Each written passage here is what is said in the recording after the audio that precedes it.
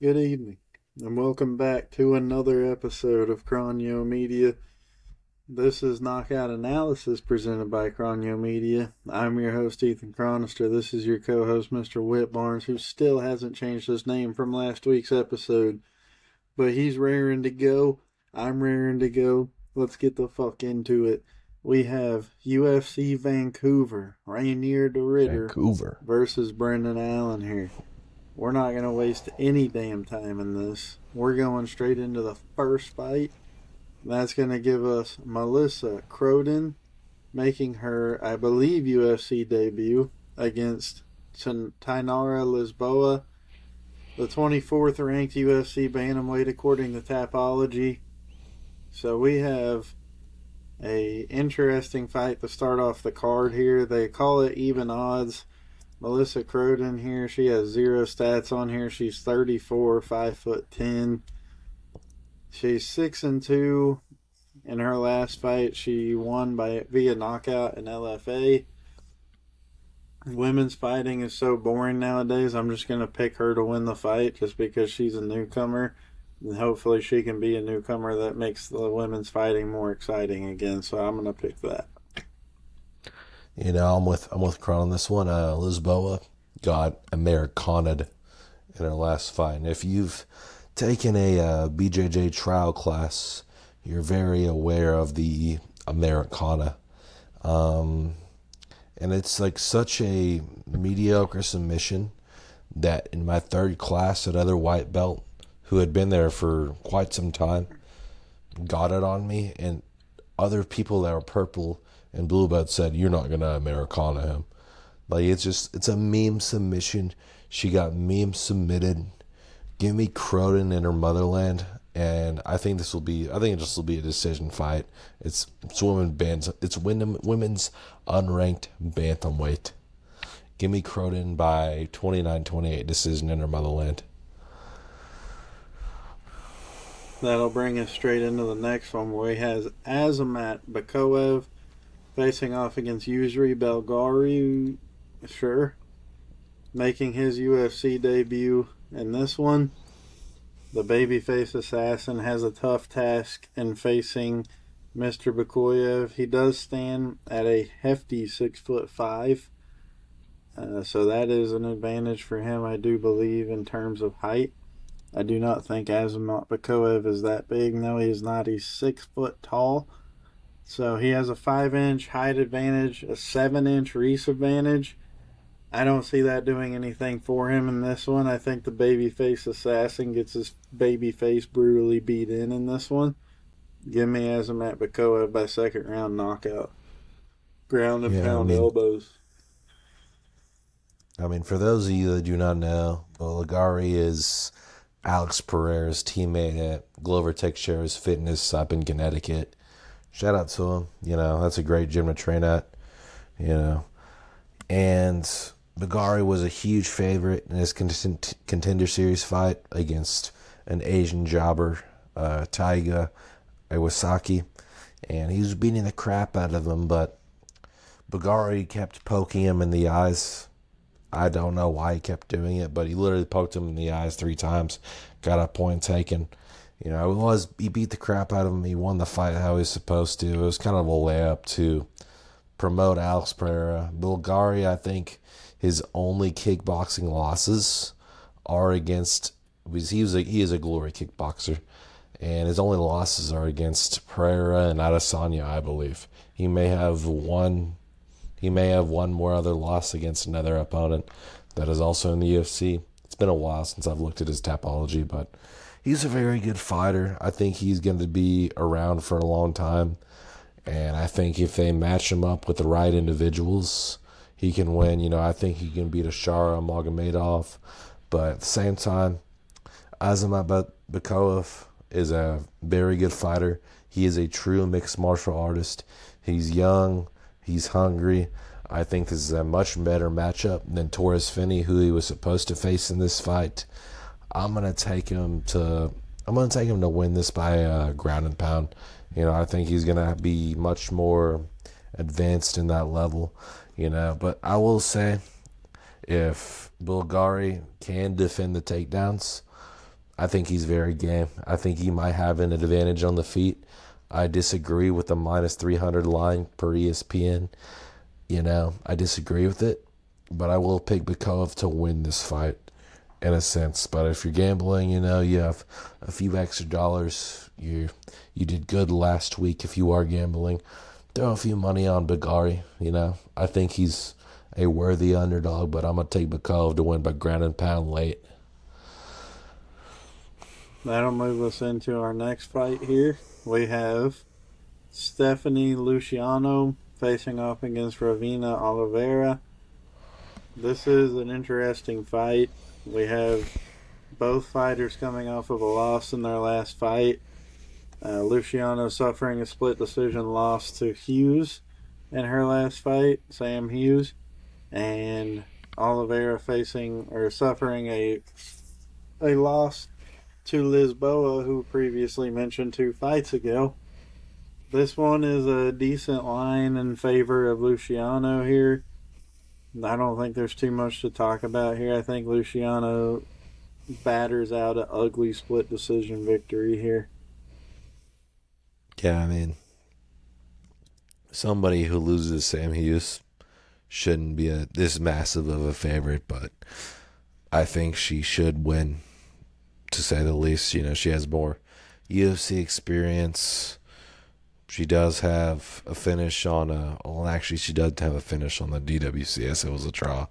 Alan Carr, that's a decent, respectable win. I think this fight will be a decision, though. I think it'll be much closer than the line interprets. I expect a 29-28 decision one way or another, but I think it'll be for the younger and more physically imposing fighter in Luciano.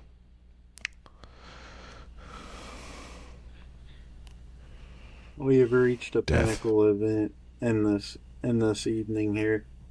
So, what we have here is a fighter previously mentioned in one of our previous podcast prediction episodes, Kyle Prepolek, who was thrown in short notice against Benoit Saint-Denis.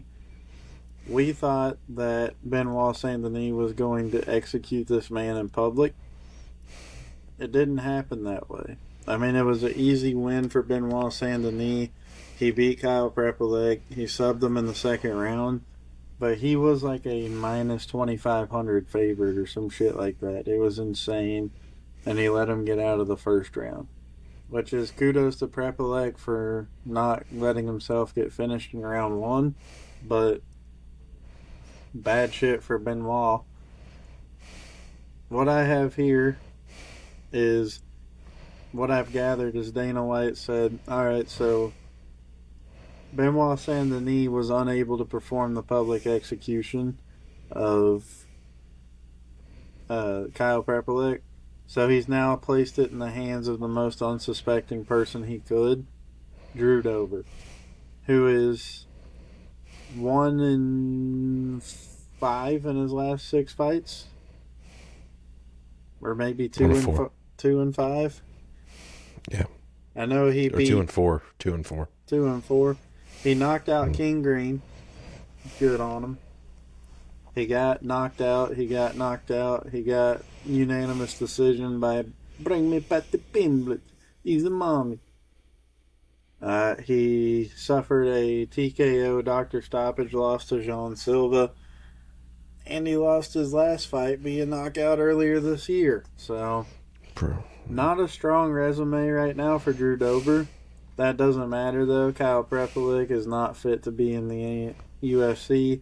Drew Dober's going to win this fight by first round TKO. Book it. Yeah, Kron's low-key spitting here. He's doing what he does. People have said, I've heard on another podcast, another prediction channel, that this is a favor to Kyle Prepolek in a way that if he wins this fight, he's going up the rankings. No, this is a favor to Drew Dober. The UFC wants Drew Dober to stay in their promotion, and they know he can't do that if he doesn't win He's an entertaining fighter. His fight with Jan Silva was great. He had a massive cut in that fight. Manuel Torres, he's young and a very good fighter that was fighting in his motherland. I don't care that Kyle Prepolek's fighting in his motherland. In the UFC, he's 0-3. All of his fights have been in Canada. This guy never rises to the occasion. Even if he is fighting in his home country, I don't think this guy is at all UFC level. His punches are women's bantamweight unranked level. Like, I'm just going to say that, like, as kindly as I can. I know the stats will say, like, oh, he has 10 KO victories. I mean, honestly, dude, I don't do this often. I don't try to disrespect these guys. I think if I got in the ring with Kyle Prepolek after a month of training, if we were just kickboxing, that we'd have a good fight. I just don't think Kyle Prepolek's any good. I think this line should be wider. It's not even me being disrespectful, but he's just not good. I think this should be like a minus 1,200 type fight. Values on Dober. I think this is going to end very early. I think this will be like, who was it? Who was that fucker? Carlos Leal versus Alex Morono type shit. Dober's going to beat the crap out of him. And my friend on the couch is going to be like, damn, why'd this fight not end 5 minutes ago? Yeah, they should have never signed this. Dober's going to beat the crap out of him. Give me a late first round TKO. If not, give me a second. That'll move us into the next one. We have Danny Left Hand to God Barlow, who suffered a loss in his last fight to Suboxone Sam Patterson. And he will be facing off against Shakur Santos or Jordan Santos, who is coming off of a unanimous decision loss in his last fight. So this is, in my opinion, a battle of ass, but I see one of these guys being less ass. Suboxone Sam Peterson is a good fight to have on your resume as a loss. He's pretty good. He's a very good striker. Just won his last fight by knockout against Waters not too long ago. So I'll give Danny Barlow, even though he's got a fucking stupid, retarded nickname. And we'll give him the knockout win here. I'll say round 3, late knockout. I mean, Kron's kind of on point with this one. You ever seen the video on YouTube? 2 retards fighting? Yeah, this is kind of it right here. I mean, Danny Barlow, I kind of view him as a underachiever. Going to a split decision, a very close fight with Nikolay Veretennikov, a fight where he was a massive favorite in. Sam Patterson, Kron and I rate him as a very good fighter, but it's just like, how are you a 3-1 favorite over at Jordan Santos after split decisioning with Veretennikov? Like, yeah, he's going up a weight class, and yeah, Jordan Santos is kind of a jobber, and I think that's what he is. I think the record's very deceiving for both of these guys. 10-2 Jordan Santos. He went up in there against Modestus, the Bolted Gladiator, Bukauskas' teammate, and Will Curry. Will Curry proved that he has the boxing of a trial class boxer, right? In that Contender Series fight. Like, it was some of the worst I've ever seen. Will Curry was a massive favorite. I think he was the more well-rounded fighter, but if you can't box against a guy that has decent boxing fundamentals, you're going to lose.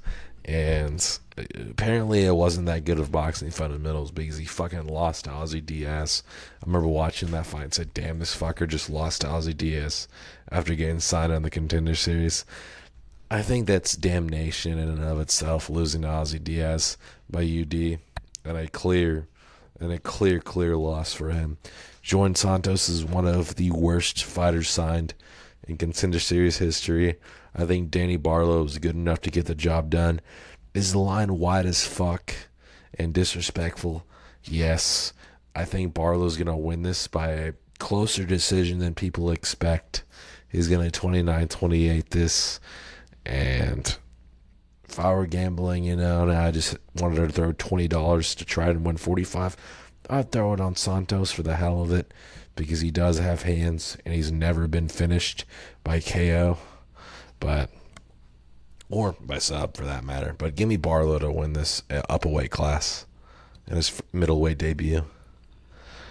That'll move us directly into the next fight, where we will have Bruno Silva facing off against Hyung Sung Park.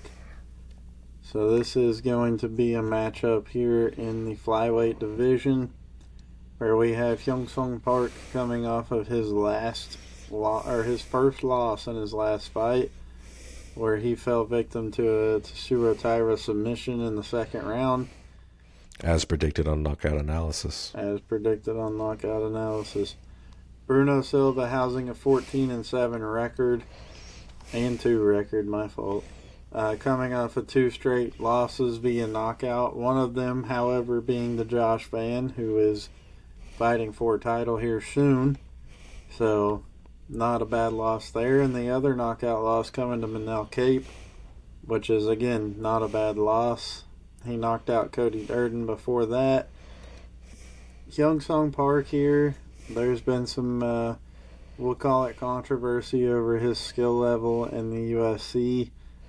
I don't buy into it enough, though, here. I'm going to go ahead and take him to win this fight by either third round submission, or I think he's going to win by unanimous decision if he doesn't get the submission. Yeah, man, I mean, all I got to say is Hyung Sung Park, I don't know where the hype came from with him. And I kind of harped about this in the main event that he had, that I didn't think he was very good. And I didn't pick him to beat Carlos Hernandez. And obviously he went out there and looked like a massive favorite, even though he was an underdog. Actually, no, he was like a minus 170 off the top of my head against Carlos Hernandez.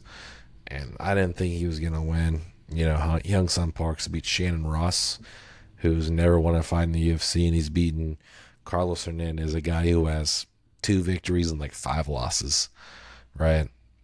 And people hyped him up and said he was like the greatest fighter ever. I know the UFC wants that East Asian. They want that East Asian market with Hyung Sung Park and a lot of their fighters. I'm just really not buying it with him. I view him as like a Zhang Ming Yang type fighter. He's kind of just good at one thing. I don't think his grappling's all that great, even though he did get the sub against Hernandez. I think Bruno Silva has more power. I think he's a better grappler. He trains a lot with Henry Cejudo, as everybody knows, and Henry Cejudo just got booked against Bain Tablet. We'll talk about that fight soon. But give me Bruno Silva, man. I think this line's insane, considering the fact that Hyung Sung Park hasn't proved anything. Like, how is Hyung Sung Park going to be a minus 170 favorite against Carlos Hernandez and then be a 2.5 to 1 favorite against Bruno Silva, a guy who has a high finishing potential and a guy who has only lost to the best of the best here recently? Give me Bruno Silva by a late finish here. I think he's going to gas him out. I think he's going to land a bomb. I think he's going to land an uppercut in the third round and get Hyung Sung out of there. That'll move us into the next one. We have the Canadian Charles Jourdain facing off against the business owner himself, Davey Grant. Both of these guys about equal in anything to do with measurables. Both of them coming off of a win in their last fight. Both of them have similar records. The biggest difference, one of them's 29 and one of them's 39. So that is a interesting age matchup there. What we'll have here is an absolute war. I believe this fight goes the distance, but I'm going to have to give this one to Jourdain in his motherland here. I think it's going to be just close enough the judges find a way to fuck him. Yeah, I mean, Cron and I are going to be very similar here, on predictions. If this fight happened before the Black Shear fight, I think Jourdain would be a 3-1 favorite, pretty handedly. Jourdain's a good fighter. He is a John Silva victim. That was a decently competitive fight before the knockout that I'll mention. Victor Henry, it's a good side. Victor Henry's a sneaky athletic individual, and he's also 38 years old, like Davey Grant, who's a little bit older. He went out there and showed a savvy bet performance. I think he showed he still belongs in the bantamweight division, like in the top 20s, but I don't think he's beating a Charles Jourdain. Charles Jourdain, I believe, is down a weight class for his second fight. He used to be a featherweight against Sean Woodson, John Silva. I think this is more of his element. I think the power translates. I think the grappling translates. And I just think he's a good fighter, but I can't fault you if you want to say, oh, well, Davey Grant's put money in my pocket his last two fights. Because he was an underdog against Ramon Tavares. He was an underdog against him on Blackshear. And Cron and I, it was before knockout analysis, but we both picked Davey Grant against Ramon Tavares. I don't know if either of us picked him against him on Blackshear. I won't argue with you if you put some money on Davey Grant, because Davey Grant's pretty good. But I think Charles Jourdain's a real mixed martial artist. I think he's younger. I think he has more in the tank, and I think he's in a division where he's finding his own level, a shallow division. Give me Charles Jourdain by 30-27. That'll move us into our next fight, which is a lightweight bout between Kyle Nelson and Matt Frivola. These guys have an even line on here. Kyle Nelson standing at 5'11", 155 pounds. He is a switch stance fighter. He looks like a Viking in a way, if you will. He calls himself the Monster. Coming off of a loss in his last fight, be a first-round knockout. He will be facing off against Frivola here. Frivola with his 11-5 record. Excuse me. Also coming off of a loss in his last fight. Last two fights he's been knocked out. Excuse me. I see no reason why this won't be the third fight in a row. Give me Kyle Nelson here in his motherland. Give him, let's say, a second-round knockout. Yeah, this fight's... I think it's pretty close to the line for a reason. You're either picking one or the other. I think both these guys live and kind of just die by their sword in a way. Kyle Nelson is in his motherland. I'm not going to pick him, but both of these guys have been knocked the fuck out. And I really respect the competition that Matt Frivola has been knocked out by. Faris is a win or two. It should be a win away from the rankings. He has been scheduled for a war against Nazim Sadikov, which we will talk about in a later episode. He's been knocked out by Faris. He's been knocked out with a head kick by BSD, which is decently respectable. Kyle Nelson, he is up a weight class, I believe. This is his first fight at lightweight. Yeah, after he got knocked out by the one, the only, Steve Garcia, the Mean Machine. I think Matt Frivola has fought. He's been in the rankings at lightweight. I think he's fought and beaten better guys. He's beaten Drew Dober. He's beaten Valdez Altamena Zaitar, is a respectable name. Even though he got clobbered. He's been clobbered in his last three fights. Give me Matt Frivola in this one. I think there's going to be a finish. I think this is fight of the night. Potential at bare minimum. It's going to be performance of the night.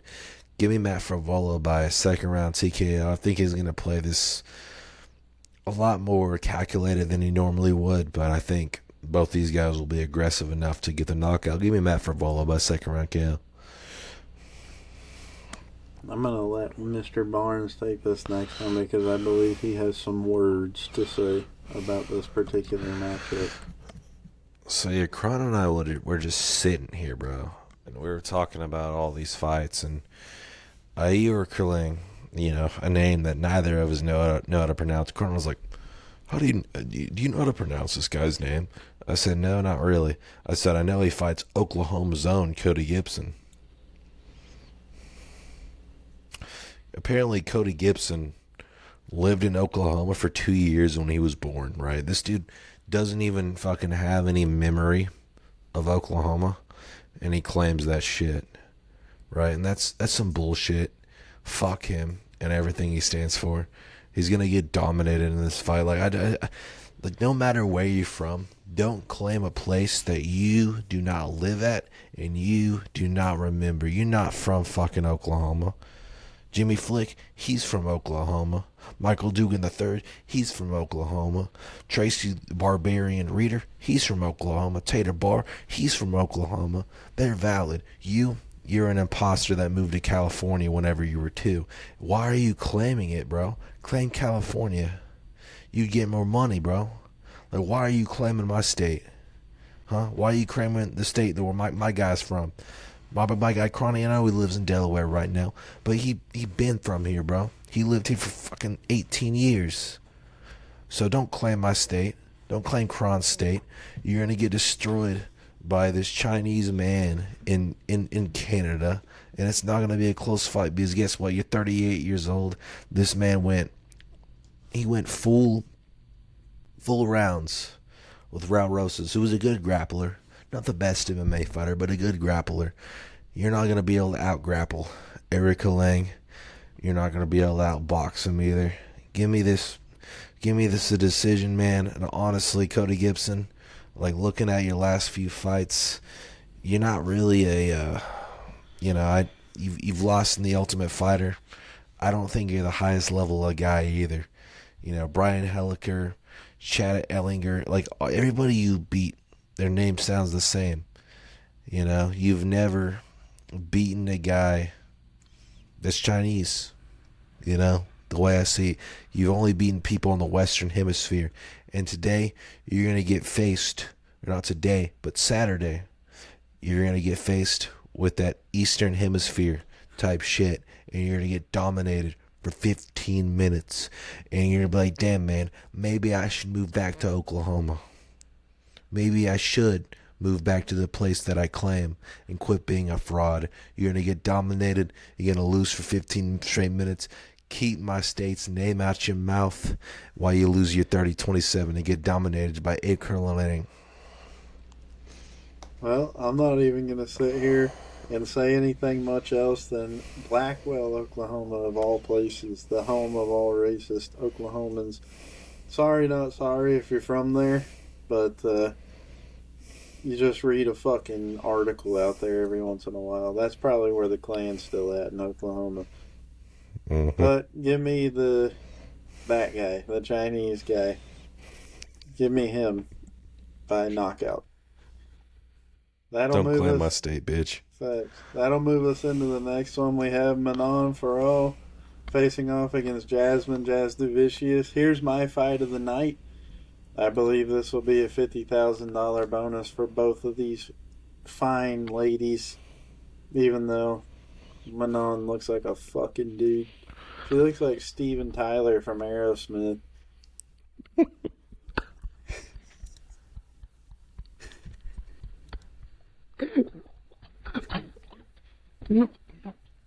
Oh my god, bro. Dude looks like a lady. Go on. She dead ass does. Oh, that being said, she is a badass fighter, and she did have a very good. I'm not gonna look at her again. I'm sorry. She did. I'm blocking her. She did have a very competitive fight against Valentina Shevchenko for the title. Jasmine Jasudavicius, she's the much better looking fighter. That's not going to serve her well in this one, unfortunately. I believe she suffers a unanimous decision. No, she's in Canada. Split decision lost. She's going to have a split decision loss to Steven Tyler in this one. And her hearts will be broken in front of her Canadian fans. So, Manon Ferrot to win this one by split decision. I mean, Jasmine Jasudavicius on a previous episode, I referred to her as like the boogeyman of the flyweight division, and this is a big opportunity for her against Steven Tyler, man. And going out there and dominating Andrade, dominating Bueno Silva. She's just a respectable fighter, man. You know, I think Steven Tyler's very good, you know. She was a favorite against one of the greatest women fighters ever, in Shevchenko, and she went out there and she lost, as predicted on Knockout Analysis. It's just hard for me to sit here and look at these names, you know, Erin Blanchfield, Rose Namajunas. You know, those are the highest level of names you can get at women's flyweight or women's MMA in general, and Jasmine Jasudavicius simply doesn't have that. You know, she's a plus 190. I think the line should be a little bit closer. I think Fiorot's going to win this fight. You know, France is pretty much an extension of Canada. You know, Quebec, their native tongue is French. You know, the French did populate Quebec in their early days. They were kind of conquistadors in a way. So I think Mana Ferrot, even though this is in Western Canada, so that's not going to be the same, but I think Fiorot's going to have her way. I think this will be a very competitive fight, which the line doesn't seem to suggest. I'm going to take Fiorot by 29-28, but if I were a gambling man, if I were having a good night to this point in the fight, you know, I'd want a few dollars off of Enrique Lang against the fake Oklahoman.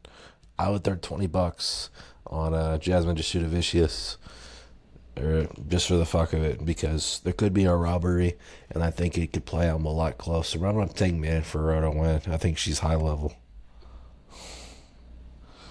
That'll move us into the next one, where we have the Ecuadorian man, Marlon Chito Vera, facing off against the Canadian himself, Amin Zahabi. I'm going to keep it a stack with y'all. I think Chito Vera's a better fighter, but I don't think he wins this fight unless he knocks him out. Because if he gets to the decision factor of this fight, they're going to give it to the Canadian because they're in Canada. And I do not need Amin 7-11 Zahabi to win this fight. I need Chito Vera, who, by the way, going back to our previous mention, claim where you live. Chito Vera's from Ecuador, but he claims fucking California where he lives and pulls shotguns out of his truck on people that are trying to rob him. That's some OG shit right there. So claim where you live, fucking Cody Gibson. That being said, Chito Vera, I think by second round TKO in this one. Granite Chin Vera. Yeah, I mean, Chito Vera has only ever been knocked down one time in his career, and it was by the one, the only, Davison Figueiredo. Shout out to Davison Figueiredo getting a win. We are very happy to have gotten our predictions wrong last week before anybody comes for us. We, Kron and I, are happy that Davison Figueiredo won. We're happy that Oliveira won. It's great for the sport, but we thought it was very unexpected. Indeed. And let's just look at Marlon Vera's record here, man. Rob Font, Frankie Edgar, Dangerous Davy Grant, you know, Dominique Cruz, Pedro Munoz, Prime Pedro Munoz at that. These are all very good wins, right? I know his loss to Davison Figueiredo, his loss to O'Malley, and honestly, I give Marlon Vera a lot of shit. I really do. I give him shit every day. I might just off the cuff text Kron and say Marlon Vera sucks to Kron any given day. Can he confirm or deny that? I don't know.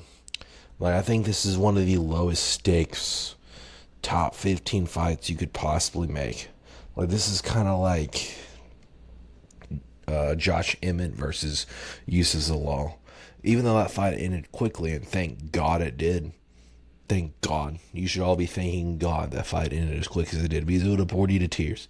You guys would have fallen asleep on your couch, and you wouldn't have got to see the Alex Pereira fight. This fight is kind of the same way. This fight's going to decision. Ayman Zahabi robbed Jose Aldo, right? And he got a ranking based off Pedro fucking Munoz in 2024, late 2024. Like, I don't think either of these guys are that good. I think this is going to be a low output, cage hugging shit fest, in which neither guy wins because neither guy will get a title shot out of it. I think Zahabi's in his home country. I think this line is very fair. I find this to be a very even fight, and I'll take the minus 135 on Zahabi. I think this will be a split decision. This wouldn't be a fight I would touch gambling-wise. I think it's going to be a split decision. I think it's going to be a shit fest, and I think people will beat their wives after this fight because they want some excitement in their lives. Not that I condone that shit, but I think it's a possibility.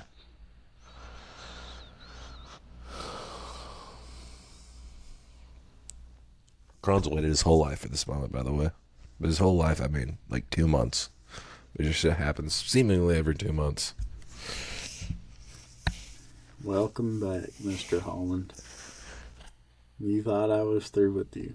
I'm not.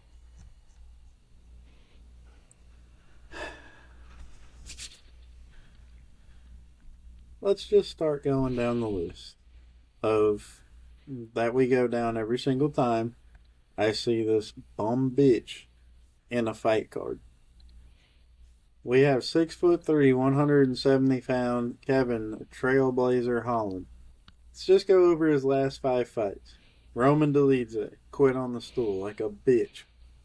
Pay-per-view Rainier de Ritter losing the first round like a bitch. Beat Gunnar Nelson in a pretty good fight. Okay. Beat Vicente Leque in a pretty good fight. You submitted. On pay-per-view? On a pay-per-view.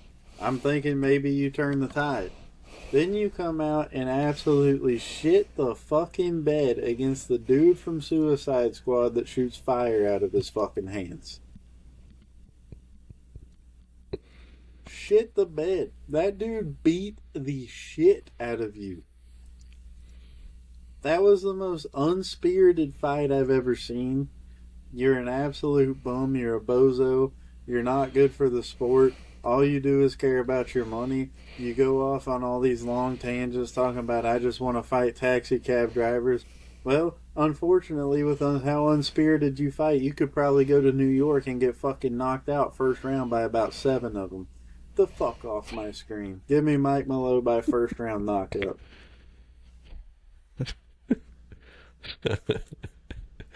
I mean, Kron's onto something, man.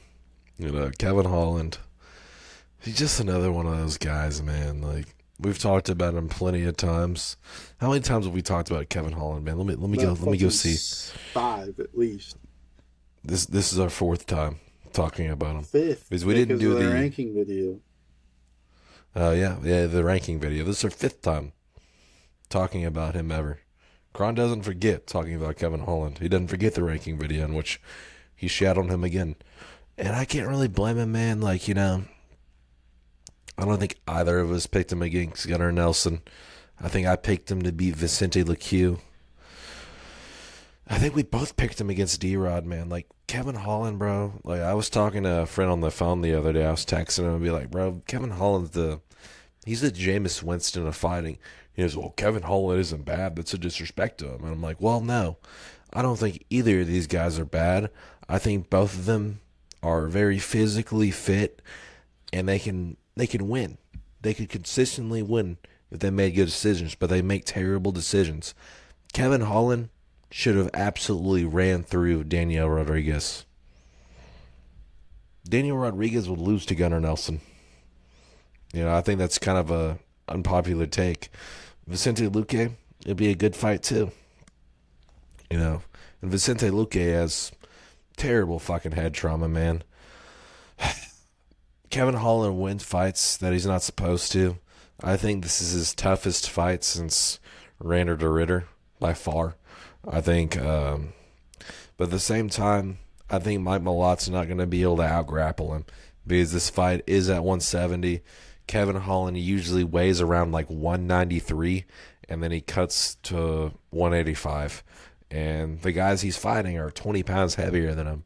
And Mike Malot's not just going to be able to go out there and out-grapple him like he's done against so many different guys. Charles Radke is not very good. Trevin Giles, he fell down a flight of stairs before his last fight. Shit was kind of funny. I'm not even going to lie. I hope he's okay, but shit was still kind of funny. Give me Kevin Holland, man. I don't have a lot of confidence in that pick. Since this is a fight he should most definitely lose skill-wise, I think he's going to pull one out of his ass in Canada, especially since Mike Malott got absolutely embarrassed against Neil Magny in Neil Magny fashion about 20 months ago. Give me Kevin Holland by a late KO.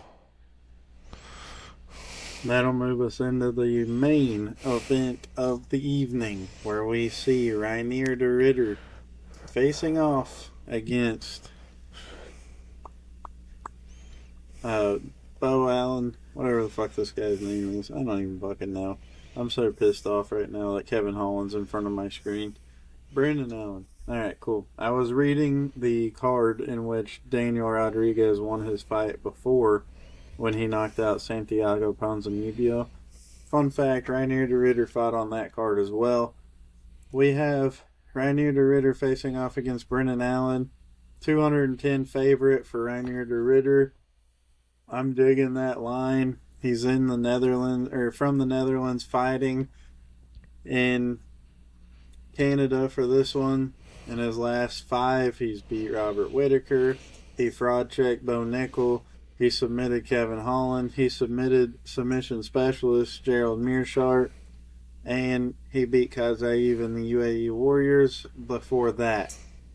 This being said, this is probably going to be the quickest anyone's ever gotten a shot at the title, really, in terms of actually putting in the grind of an SEC schedule and not getting a Tatsuro Taira fucking fraud shot like he got in the first fight of his UFC career. That being said, Rainier de Ritter is going to easily win this fight. If not in the first round, the second round. If not in the second round, the third round. If not in the third round, the fourth round. If not in the fourth round, the fifth round. Yeah. I think Kron might be onto something here. It's not, I don't know if it's Tatsuro Taira. Who was that fucker that got choked out by Tim Elliott? Kaya Sakura. Whatever their fucking names are, alright? There's too many of Whatever. There's too many East Asians out here. Rainier de Ritter was a multi-belt champion in ONE FC, and they didn't give him a Mickey Mouse shot. He had to work his way up like a man, and he's been very, very active, right? And he's been getting finishes.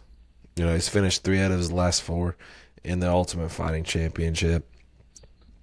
Granted, I thought he lost to Bobby Knuckles. I really did. Usually Kron and I are split on these types of decisions, and we will come back to this too. Kron thought Ritter was winning the decision, excuse me. I thought that Bobby Knuckles won. Very close fight. Rainier de Ritter threw his knees. He did his thing. He got absolutely power bombed by overhand in the third round, which I thought turned the tides of the fight. And I thought he got out volumes, but he went out there and he looked good against Bobby Knuckles. And that's enough for me to consider him an elite fighter at middleweight, And honestly, after what he did to Bo Nickel, to shut a whole lot of people up, in my greatest hate watch as a sports fan, give him the title shot off of that. Just it is what it is. I think this is a mismatch. I don't know why the line's close as it is. Like, if Rainer DeRidder was a minus 350, I wouldn't have blinked. I'd have said, yeah, it's fair. That kind of just tells you what I think about it. Brendan Allen, as Kron and I have spoke on, this guy's kind of a choke artist. He choked against Imavov after winning round 1. He choked against Anthony Hernandez after winning round 1. And once again, close fights. Kron and I usually have opposing scorecards in close fights. We both thought he lost to Martin Vettori. Obviously it doesn't matter. W's a W on the resume. But he wasn't able to out-grapple Martin Vettori. He's not going to out-grapple Rainer DeRidder. I think this fucker's going to get kneed to the body. This is a 5-round fight in which Rainer DeRidder's 5-round fight champion experience, which Brendan Allen, while having 5-round fight experience and winning an LFA championship, it's been quite a while since he's been in this kind of situation where he's trained for such an event, whereas Rainer DeRidder has done that in the very recent history. Give me Rainer DeRidder by body knees and being a goofy little fucker. Brendan Allen did lose to Kai O'Brien in a grappling match within this calendar year. I think Rainer DeRidder, that being said, can submit him late. He's going to have to really put in work to do that. I don't think this fight ends early. I think it ends in the later rounds.